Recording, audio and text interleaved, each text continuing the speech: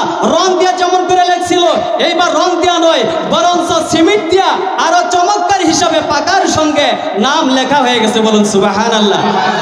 এইখানে বোঝা যায় মুহাম্মাদুর রাসূলুল্লাহ নাম যেখানে না থাকবে, যেখানে নারে তাকবীর থাকবে, সেইখানে নারে রিসালাত থাকতে হবে। নারে তাকবীর আছে, সেইখানে যদি নারে রিসালাত না হয়, সারা রাত্র চিৎকার করে আলিফ লাম থেকে সূরা নাস পর্যন্ত যদি তাফসীর করে শেষ করে দেয়, মানুষ কোনোদিন হেদায়েত হবে না, আর সেই জলসা আল্লাহর দরবারে কবুল হতে পারে না। জোরে বলুন ঠিক কিনা?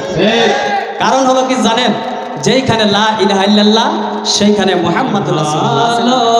তুমনে বালো ইয়া রাসূলুল্লাহ, নিভালো তুমনে ভালো ইয়া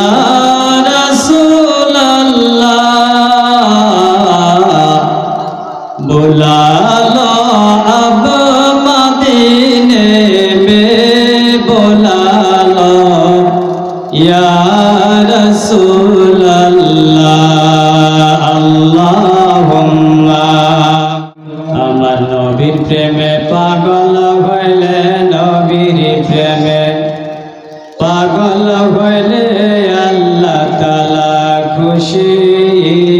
নবীর দরুদ পড়ো দিবানিশি। দরুদ পড়লে খুশি না বেজার? আপনারা কে কে খুশি? হাত উঠে দেখান তো। সকলে দরুদ পড়েন তো ইনশাআল্লাহ?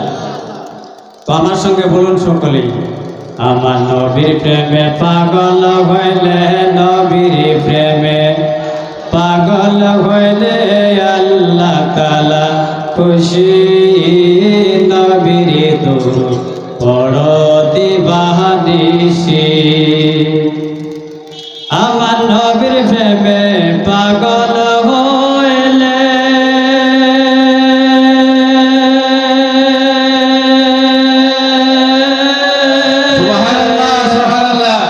আমার আল্লাহ পাকের রহমত মিলে গয়। আমার নবীর প্রেমে দরুদ পড়লে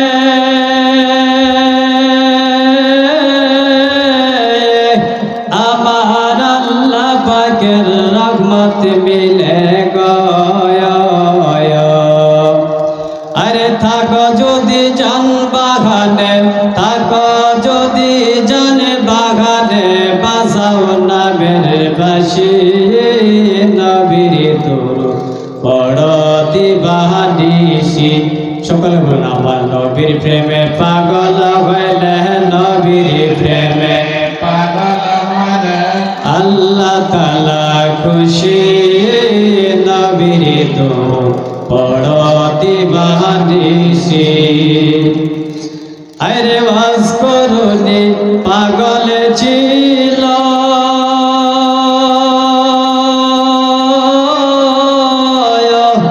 আমার নবীর প্রেমে দাঁত ভাঙিল গয়। আরে অবশেষে জোবা পাইল, অবশেষে জোবা পাইল হইয়ায় দাঁত সেদিন। নবীর দরুদ পড়ো দিবানিশি। আমার নবীর প্রেমে পাগল হইলে, নবীর প্রেমে পাগল হইলে আল্লাহ তাআলা খুশি। নবীর দরুদ পড়ো দিবানিশি। আল্লাহুম্মা। আসুন একটু জিকির করি, লা ইলাহা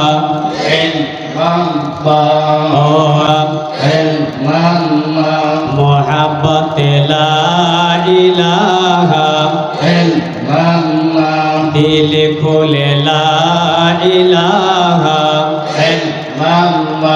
লা ইলাহা ইল্লাল্লাহ, বলো লা ইলাহা ইল্লাল্লাহ, লা ইলাহা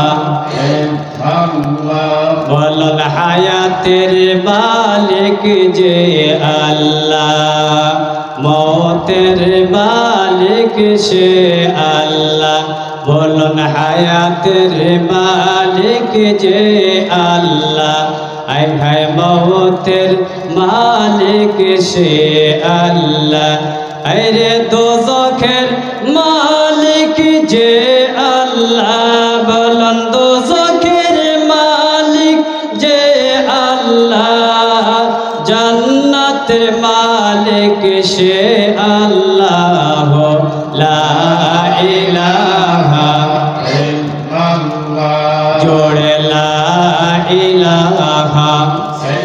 যতখানি সময় আমি কোরআন এবং হাদিসের মাধ্যম থেকে আলোচনা করব, সকলেই রাজি থাকবেন ইনশাআল্লাহ?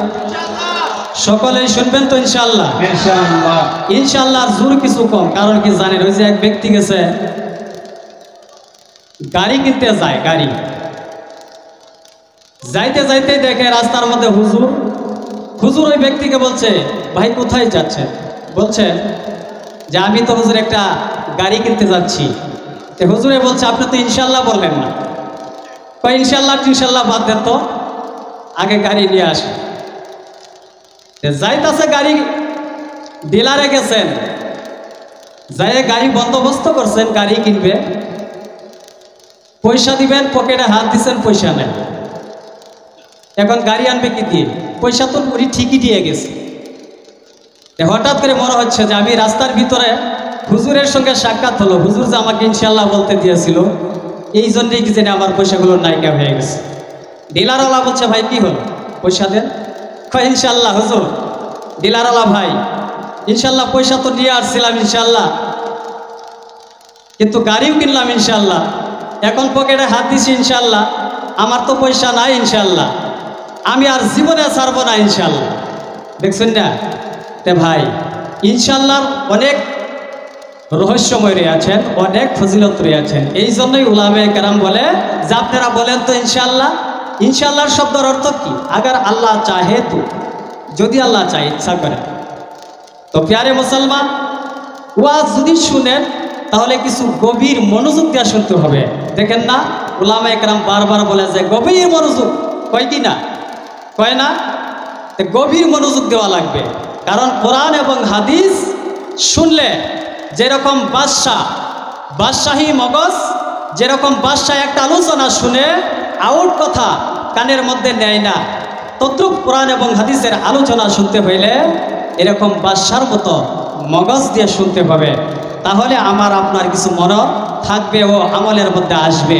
সকলে ইনশাআল্লাহ ওয়াজ শুনবেন তো ইনশাআল্লাহ? তো যাই হোক,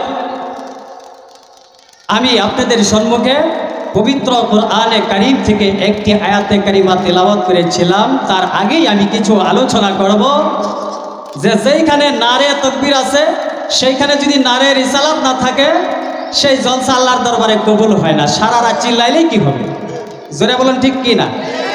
যেইখানে নারে তাকবীর আছে, সেইখানে যদি নারে রিসালাত না হয়, সারা রাত্র চিৎকার করে আলিফ লাম থেকে সূরা নাস পর্যন্ত যদি তাফসীর করে শেষ করে দেয়, মানুষ কোনোদিন হেদায়েত হবে না, আর সেই জলসা আল্লাহর দরবারে কবুল হতে পারে না। জোরে বলেন ঠিক কি না? কারণ হলো কি জানেন, যেইখানে লা ইলাহা ইল্লাল্লাহ সেইখানে মুহাম্মাদুর রাসূলুল্লাহ আছে না নাই? কারণ লা ইলাহা ইল্লাল্লাহ পড়ে মানুষ কখনো জান্নাতে যাইতে পারবে না, তার কবরে কখনো জান্নাতের বাগান হবে না, ইমানদার হয়ে মরতে পারবে না যতক্ষণ পর্যন্ত মুহাম্মাদুর রাসূলুল্লাহ এই শব্দ না পড়বে। জোরে বলুন ঠিক কিনা? আমরা সেই রাসূলের রিসালাত মানতে চাই কি চাই না? জোরে বলুন চাই কি চাই না? একটা উদাহরণ স্বরূপে, এখানে হুজুরগণ রয়েছেন, কিতাবের মধ্যে পাওয়া যায় একটা মসজিদ ছিল, সেই মসজিদের মধ্যে এক পাশে লিখেছেন লা ইলাহা ইল্লাল্লাহ, আরেক পাশে লা ইলাহা ইল্লাল্লাহ লেখে নাই, মুহাম্মাদুর রাসূলুল্লাহ লেখে নাই। একজন আশিকে রাসূল আসছেন, যিনি রাসূলের প্রেমিক, আশিকে রাসূল আসছেন, আসে দেখেন মসজিদের এক সাইডে লেখা আছে লা ইলাহা ইল্লাল্লাহ, আরেক সাইডে তো রাসূলের নাম নাই। আশিকে রাসূল কি করছেন, দেখে তিনি বাজারে গিয়েছেন, যায় রং কিনে নিয়ে আসছেন। জোহরের নামাজের সময় হয় নাই, হওয়া অবস্থা, আশিকে রাসূল চলে আসছেন। আইসে সেই একদিকে দেখলেন লা ইলাহা ইল্লাল্লাহ, আরেকদিকে মুহাম্মাদুর রাসূলুল্লাহ লেখা নাই। আশিকে রাসূলের আর সহ্য হয় নাই। তিনি কি করছেন, রং দিয়ে আরেক পাশে লিখে দিয়েছেন মুহাম্মাদুর রাসূলুল্লাহ। বলুন সুবহানাল্লাহ। মসজিদের মুসল্লিরা আসছেন নামাজ পড়ার জন্য, যারা নবীকে মানে না। ওই মুসল্লি নামাজি তো অনেক, ঠিক কিনা? নামাজির কোয়ালিটি কিন্তু অনেক আছে। আমি কোরআন ছাড়া হাদিস ছাড়া কথা বলবো না ইনশাআল্লাহ। তো প্রিয় মুসলমান, এইবার নামাজি ব্যক্তিরা আসছে, আসে দেখে যে আমরা লিখেছি লা ইলাহা ইল্লাল্লাহ, আরেক পাশে মুহাম্মাদুর রাসূলুল্লাহ। এটা কে লিখছে? তে মুসল্লিরা মসজিদের বারান্দায় দাঁড়ায় দাঁড়ায় আলোচনা করে। আলোচনা করতে করতে ইতিমধ্যে ইমাম সাহেব, মসজিদের ইমাম সাহেব হাজির হয়ে যায়। প্রিয় মুসলমান, কিতাবের কথা কোনো বানাবা উদাহরণ নয়।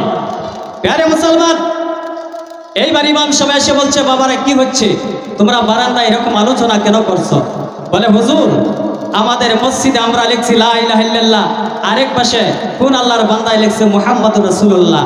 ইমাম সাহেব বলছে যে, বাবারা, চিন্তার কোনো কারণ নাই, তোমরা বাজার থেকে রং নিয়ে আসো, ওই মুহাম্মাদুর রাসূলুল্লাহ যা লিখছে তার উপরে তোমরা রং মেরে মিটাইয়া দাও, মুছে দাও। তখন বাজার থেকে রং আনা হলো, ওই আরেক পাশে যে মুহাম্মাদুর রাসূলুল্লাহ লিখছেন তার উপরে রং মেরে দিলেন। কিন্তু রং মেরে দেওয়ার পরে যেই সময় রংটা শুকিয়ে গিয়েছেন, প্রিয় মুসলমান, মুছে দেওয়ার জন্য ওই রংটা লাগাই দিয়েছিল, কিন্তু মুছলো না, বরঞ্চ রং লাগাই দেওয়ার পরে আরো সুন্দর চমৎকার হয়ে মুহাম্মাদুর রাসূলুল্লাহর নাম ভেসে গেছে। বলুন সুবহানাল্লাহ। প্রিয় মুসলমান, এইবার মুসল্লিরা হয়রান হয়ে গেছে, ইমাম সাহেবের কাছে গেছে, হুজুর, এইটা কি কারণ যে এখানে মুহাম্মাদুর রাসূলুল্লাহ লেখা, সেই মুহাম্মাদুর রাসূলুল্লাহ মিটানোর জন্য, মুছে দেওয়ার জন্য রং দিয়ে আমরা মিটাইতে চাইলাম, কিন্তু রং শুকায়া গেল, কিন্তু মুহাম্মাদুর রাসূলুল্লাহর নাম আরো সুন্দর করে ভেসে গেল। এর উদ্দেশ্যটা হুজুর বুঝতে পারলাম না। এবার ইমাম সাহেব বলছে, বাবারা, চিন্তার কোনো কারণ নাই, এই দেওয়ালটাই ভেঙে দাও। তখন মিস্ত্রিকে ডেকে দেওয়াল ভেঙে দিল, ভেঙে দিয়ে আবার নতুন করে মসজিদের দেওয়াল তৈরি করা হলো, নতুন করে বানালো। প্রিয় মুসলমান, নতুন করে বানানোর পরেও দেখতে পায় সেই মুহাম্মাদুর রাসূলুল্লাহ রং দিয়ে যেমন করে লেখছিল, এইবার রং দেওয়া নয়, বরঞ্চ সিমেন্ট দিয়া আরো চমৎকার হিসাবে পাকার সঙ্গে নাম লেখা হয়ে গেছে। বলুন সুবহানাল্লাহ। এইখানে বোঝা যায় মুহাম্মাদুর রাসূলুল্লাহ নাম যেখানে না থাকবে, যেখানে নারে তাকবীর থাকবে, সেইখানে নারে রিসালাত থাকতে হবে, না হলে সেই জলসা আল্লাহর দরবারে কবুল হবে না। সারা রাত ওয়াজ শুনলে একটা নেকি পাওয়া যাবে না। এর প্রমাণ হলো এটাই যে আজানের মধ্যে যেই সময় আপনি আজান দিবেন, দেখেন আজানের মধ্যে আল্লাহর নাম, তারপরে এই মুহাম্মাদুর রাসূলুল্লাহর নাম। যেইখানে আপনি নামাজ পড়বেন, নামাজের নিয়ত করবেন, আগে আছে আল্লাহর নাম, তারপর আছে রাসূলের নাম। প্রিয় মুসলমান, কোরআন শরীফ খুলে দেখুন, কোরআন শরীফের আয়াতের ভিতরে আল্লাহর নাম লেখা আছে, তার সঙ্গে মুহাম্মাদুর রাসূলুল্লাহর নাম লেখা আছে। আপনি কলিমা পড়ে মুসলমান হবেন, লা ইলাহা ইল্লাল্লাহ পড়বেন, তারপরে দেখবেন মুহাম্মাদুর রাসূলুল্লাহ না পড়লে মানুষ মুসলমানই হতে পারে না। জোরে বলুন, ঠিক কিনা? প্রিয় মুসলমান, তাহলে সেই নবীর দরকার আছে না? নাই? আছে না? নবী ছাড়া জান্নাত পাওয়া যাবে? জান্নাত পাওয়া যাবে না।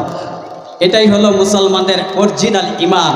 যার হৃদয়ের ভিতরে, যার কলবের ভিতরে রাসূলের প্রেম ভালোবাসা রয়েছে, রাসূলের ইশক মুহাব্বত রয়েছে, যার হৃদয়ের ভিতরে রাসূলের মুহাব্বত রয়েছে, ওই ব্যক্তি ইবাদত করলে ওদের ইবাদত কবুল হবে।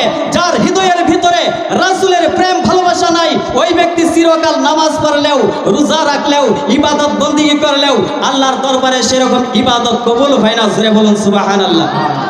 বলুন, ঠিক কিনা? এর প্রমাণ লাগবে আপনাদের? এর প্রমাণ কোরআনে কারীম থেকে দিব।